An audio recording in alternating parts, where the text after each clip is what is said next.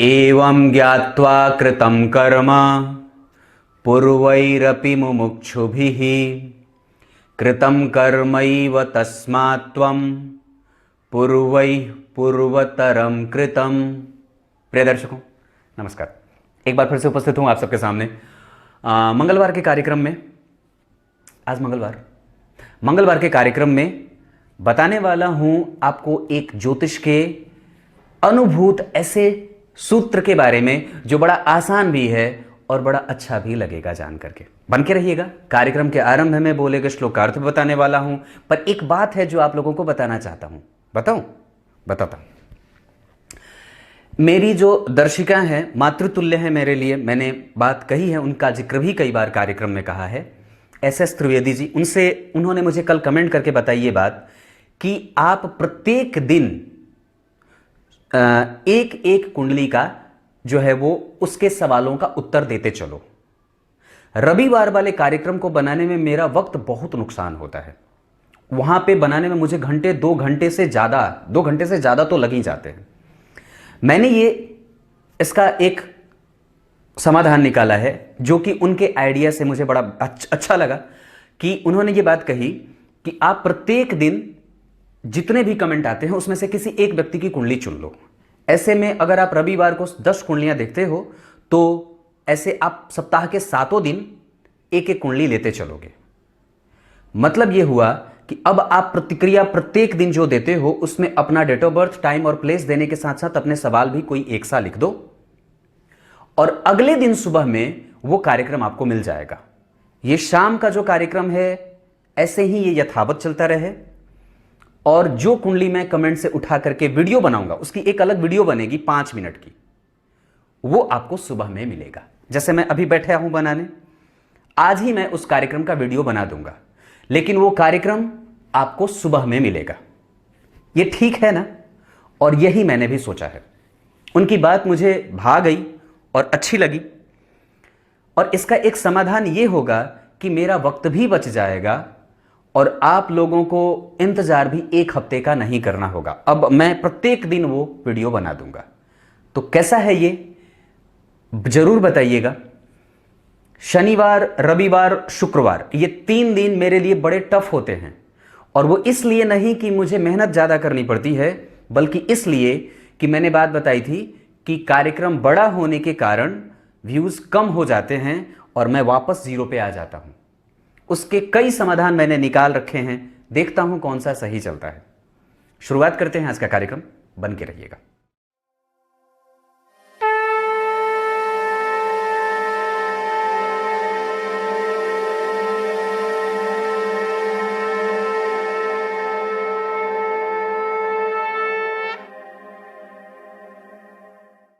आइए अब आपको सीधे विषय पे लेके आता हूं। बात यहां यह समझने वाली है कि पाराशरीय सिद्धांत में ऐसे कई सूत्र हैं जिसको कि बाद में खुद की स्थिति को बना करके, मतलब अपने आप को एक अलग तरीके से कार्यक्रम में बना करके, कुछ भी अपने से जोड़ करके गलत तरीके से उसको प्रसारित भी किया गया है। पर वस्तुतः आपने कई बार यह बात सुनी और समझी होगी कि जैसे केंद्राधिपति दोष को ही ले लीजिए, उसमें केंद्राधिपति उसे दोष कह दिया जाता है कि अगर कोई शुभ ग्रह है और केंद्र का अधिपति है तो वो उसे, अगर वो वहीं बैठा है तो उसे केंद्राधिपति दोष लग जाता है। पर कई बार हम ये बात भूल जाते हैं, जब कुंडलियों पे ये बात घटित कराई जाती है तो कई बार उसी ग्रह की दशा में व्यक्ति अभूतपूर्व सफलता भी हासिल करता है। तो ये कुंडली के ऊपर निर्भर करता है, ऐसा कह के कि 2 केंद्रों के अधिपति या किसी एक केंद्र के अधिपति होने के बाद अगर कोई ग्रह शुभ ग्रह है और वो केंद्र में ही बैठ जाता है तो वो दोष ना होके कई बार वो योग भी बन जाता है। ये बात आगे आने वाले दिनों में मैं आप लोगों को बताने वाला हूं। पर वस्तुतः आज जिस विषय पे मैं चर्चा करने वाला हूं उसमें इस बात पे हमारा ध्यान रहेगा कि केंद्र में अगर कई बार शुभ ग्रह बैठ जाते हैं केंद्र में, जैसे गुरु बैठे हैं शुभ ग्रह होकर के, चंद्रमा बैठे हों शुभ ग्रह होकर के, शुक्र बैठे हों, बुध बैठे हों, तो केंद्र में आकर के वो न्यूट्रल हो जाते हैं, मतलब अब वो उनका जो शुभ प्रभाव होता है वो थोड़ा कम हो जाता है। ये पहली बात। दूसरी बात, अगर केंद्र में कोई भी पापक ग्रह बैठा हो, शनि, मंगल, सूर्य, राहु और केतु, राहु केतु को अगर हम हटा भी देते हैं तो सूर्य, मंगल और शनि के अतिरिक्त ये तीनों ग्रह, मतलब सूर्य, मंगल और शनि को अगर हम लेते हैं, ये ग्रह भी अगर केंद्र में बैठ जाते हैं तो इनकी जो पापत्व प्रभाव की स्थिति होती है वो कम हो जाती है, मतलब अब वो उनका पापक प्रभाव कम हो जाएगा। इसे विष्णु भगवान का स्थान कहा जाता है। यहां भगवान विष्णु की बात इसलिए क्योंकि याद करिए, परमात्मा का सिद्धांत क्या है काम करने का?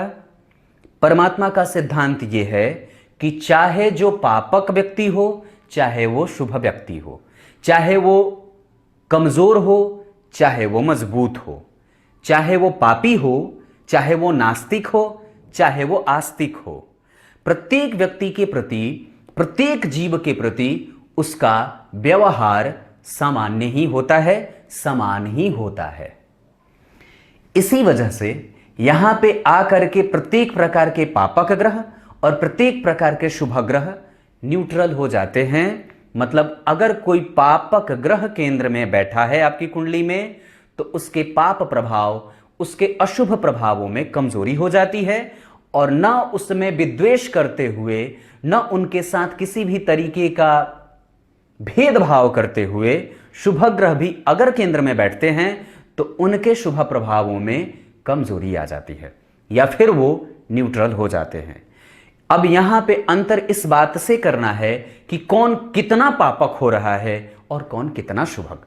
अगर कोई शुभ ग्रह है और वो नीच राशि में या फिर वो अस्त होकर के बैठा है तो उसकी शुभता और कम जाएगी। अगर वो शत्रु के घर में बैठा है तो उसकी शुभता और भी कम हो जाएगी। पर वहीं पे अगर कोई पापक ग्रह नीच का या फिर अपने शत्रु के घर में बैठा है तो उसके पाप प्रभावों में भी अंतर देखने को मिलेगा। बात समझ में तो आ रही होगी, मैं धीरे धीरे बता रहा हूं, एक एक लाइन। कहने का मतलब, अगर केंद्र में पापक और शुभ ग्रह की स्थिति बनती है तो वो स्वतंत्र नहीं होते पर वो सामान्य हो जाते हैं। सामान्य में भी वो कई बार न्यूट्रल होते हैं। कहने का मतलब है उनके पापक प्रभावों में कमजोरी यानी कि और शुभ प्रभावों में भी कमजोरी। ये इतनी सी बात। साथ ही साथ त्रिकोण में अगर कोई भी ग्रह बैठा हो, जैसे 5वां और 9वां भाव में, चाहे शुभ ग्रह हो या पापक ग्रह हो, वो हमेशा अच्छा ही फल देता है, चाहे वो जहां बैठे चाहे वो वहीं बैठे। अगर पंचम भाव में किसी पापक ग्रह की राशि बनी है, शनि मंगल की या सूर्य की, और यहीं वो बैठे हों तो वो अच्छे ही परिणाम देंगे, बुरे नहीं देंगे। अगर नवम भाव में कोई पापक ग्रह की राशि बनी है और वो वहीं बैठे हैं तो वो अच्छे ही परिणाम देंगे, बुरे नहीं देंगे। समझ में तो आ रही होगी बात, बस इतनी सी बात है। त्रिषडाय जो भाव होते हैं, त्रिषडाय जिसे तीसरा, छठा और एकादशवां, इसे त्रिषडाय कहा जाता है।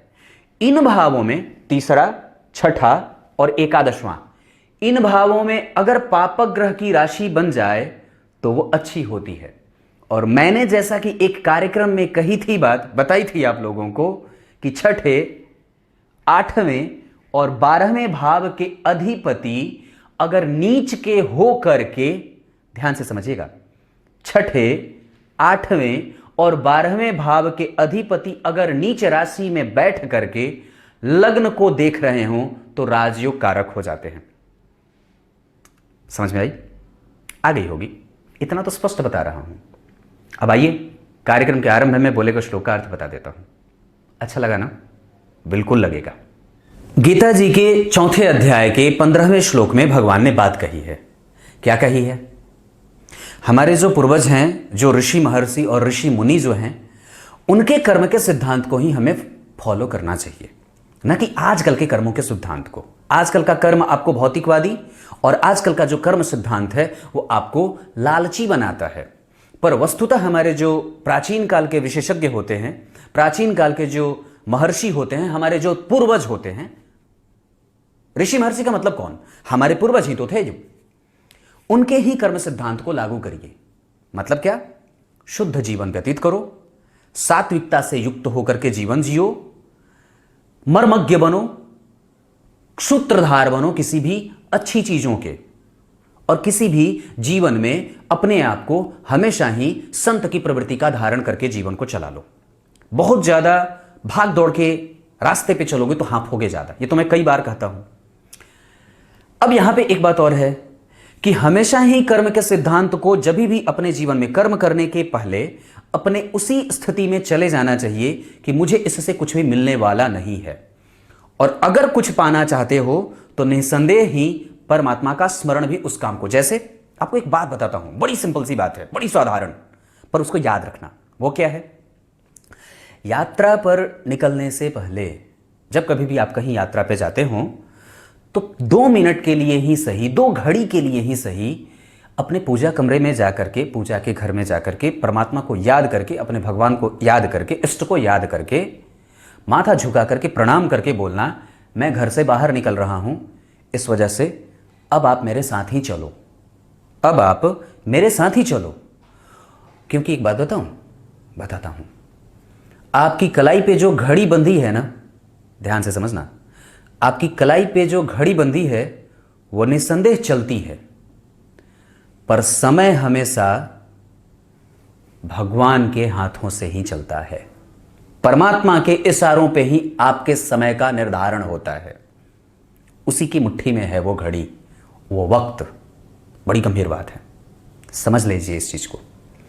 बाहर निकलने से पहले और घर में आने के बाद, सबसे पहले अगर कहीं जाना है और बाहर जाने से पहले कहीं जाना है तो 2 घड़ी के लिए ही सही परमात्मा से ये गुहार कर लो, मैं निकल रहा हूं, मेरे साथ निकलिए और चलिए। आपकी कुछ शक्तियां यहां पे हो, कुछ मेरे साथ हो, फिर देखना आनंद आ जाए। तब तक के लिए इजाजत दीजिए, कल एक बार फिर से उपस्थित होंगे आप सबके सामने। बहुत बहुत नमस्कार।